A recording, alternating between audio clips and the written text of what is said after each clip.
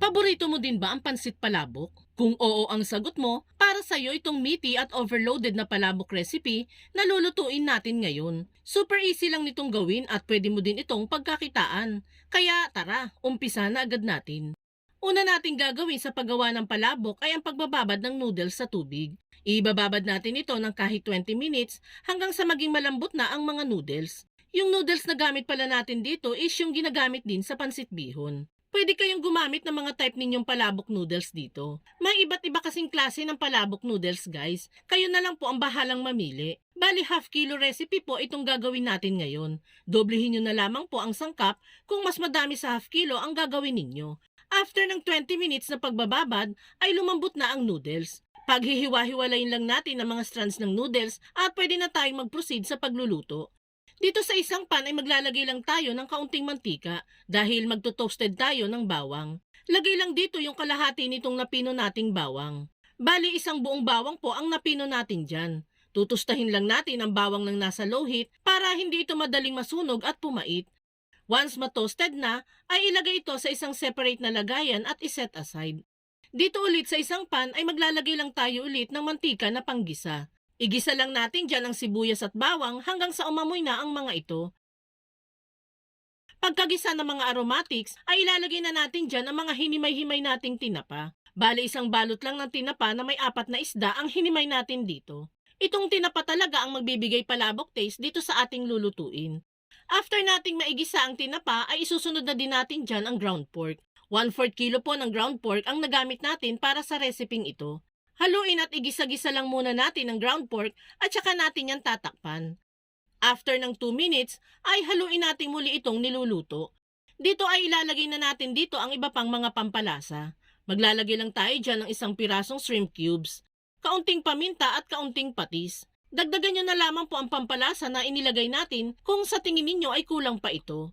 Igisa lang muli ito hanggang sa kumalat na ang pampalasa natin dito. After niyan ay maglalagay na tayo ng 1.3 liters ng tubig. Pagkalagay ng tubig ay takpan ito at hayaang kumulo ng at least 3 minutes. Habang nagpapakulo tayo ay ipiprepare ko muna yung pampakulay ng ating palabok. Sa isang tasa ay meron tayong estimated 2 tablespoon ng atsuete seeds at lalagyan natin yan ng half cup ng tubig. Pakulayin lang natin ang ating atsuete gamit ang ating kamay. Naglagay nga po pala ako ng gloves dyan para hindi kumula yung atsuete sa aking kamay. Yung complete list po ng ating ingredients ay lalagay ko na lamang sa ating comment section. Balik tayo sa ating niluluto. Kapag napakuluan na natin itong ating niluluto, pwede na nating ilagay yung pinakulay nating atsuete. Haluin lang hanggang sa kumalat na ang kulay nito. Isunod na din natin dyan itong dinurog na chicharon. Kalahati lang po muna ang ilalagay natin dyan dahil yung kalahati po ay ipang tatoppings natin mamaya. Takpan lang ulit natin ito at hayaang kumulo ng kahit 2 minutes lamang po. After ng 2 minutes ay buksan natin ang niluluto. Tikman lang natin ito kung may kulang pa ba sa lasa. Dito guys ay magdadagdag pa tayo ng kaunting asin dahil medyo natatabangan pa po ako sa lasa nito. Haluin lang hanggang sa matunaw na ang asin dito. Kapag okay na sa inyo ang lasa ng palabok sauce, ay pwede na tayo maglagay ng slurry mixture.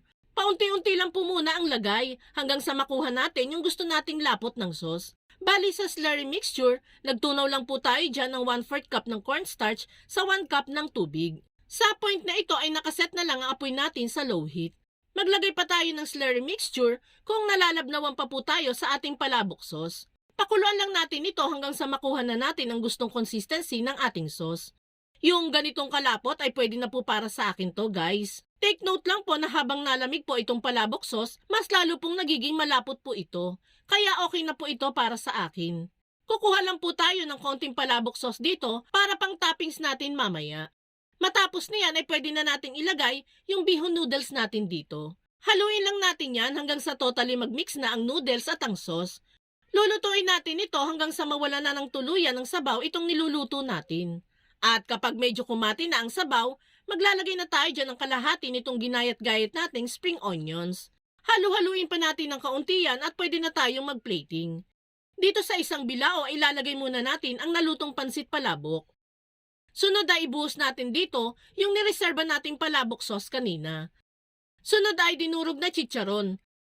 Next ay itong hiniwa-hiwa nating hard-boiled egg. Lagay na din natin dito yung hiniwang kalamansi for extra design na din. Next ay toasted na bawang. And ang pinaka-last ay itong spring onions. Tingnan nyo naman guys kung gaano kaganda at ka-festive itong nagawa nating pansit palabok. Ngayong papalapit na ang Kapaskuhan ay panahon na siguro para gumawa ka nitong ubod ng sarap na pansit palabok. Salamat lagi sa panonood! Bye!